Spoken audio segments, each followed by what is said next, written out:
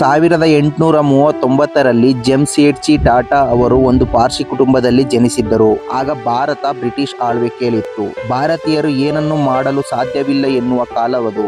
ಆದರೆ ಜೆಮ್ಸೆಡ್ಜಿ ಅವರಿಗೆ ಇಡೀ ಜಗತ್ತು ತಿರುಗು ನೋಡುವಂತಹ ಕೆಲಸವನ್ನು ಭಾರತಕ್ಕೆ ಮಾಡಬೇಕೆಂದು ಕನಸಿತ್ತು.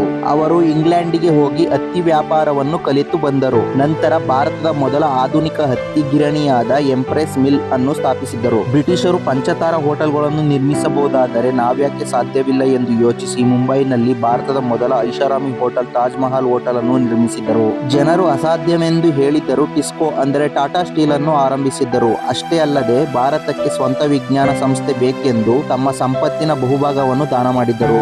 ನಂತರ ಬಂದ JRD ಟಾಟಾ ಅವರು ಭಾರತಕ್ಕೆ ಏರ್ ಇಂಡಿಯಾ ನೀಡಿದ್ದರು. ಅವರ ನಂತರ ಬಂದ ರತನ್ ಟಾಟಾ ಅವರು ಸರಳ ಜೀವನ ಮತ್ತು ದೇಶದ ಮೇಲಿನ ಅತೀವ ಪ್ರೀತಿಯಿಂದ ಸಂಸ್ಥೆಯನ್ನು ಮುನ್ನಡೆಸಿದ್ದರು. 2008ರ ಮುಂಬೈ ದಾಳಿಯ ಸಮಯದಲ್ಲಿ ತಾಜ್ ಹೋಟೆಲ್ ಮೇಲೆ ದಾಳಿಯಾದಾಗ ರತನ್ ಟಾಟಾ ಅವರು ಒಬ್ಬ ಉದ್ಯೋಗಿಯನ್ನು ಕೆಲಸದಿಂದ ತೆಗೆಯಲಿಲ್ಲ. ಬದಲಿಗೆ ಎಲ್ಲರ ಚಿಕಿತ್ಸೆ ಮತ್ತು ಕುಟುಂಬದ ಜವಾಬ್ದಾರಿಯನ್ನು ಹೊತ್ತರು. ಟಾಟಾ ಎನ್ನುವುದು ಕೇವಲ ಒಂದು ಕಂಪನಿಯಲ್ಲ, ಅದೊಂದು ಭಾವನೆ ಮತ್ತು ನಂಬಿಕೆ. ಇದರ ಅಡಿಪಾಯ ಲಾಭದ ಮೇಲಲ್ಲ, ಮೌಲ್ಯಗಳ ಮೇಲಿದೆ. ಯಾರಾದರೂ ಭಾರತೀಯರಿಂದ ಏನು ಮಾಡಲು ಸಾಧ್ಯವಿಲ್ಲ ಎಂದಾಗ ಇಲ್ಲ, ಇದನ್ನು ನಾವು ಮಾಡುತ್ತೇವೆ ಎಂದು ಟಾಟಾ ಎನ್ನುವ ಹೆಸರು ಹೆಮ್ಮೆಯಿಂದ ಕೇಳಿಬರುತ್ತದೆ.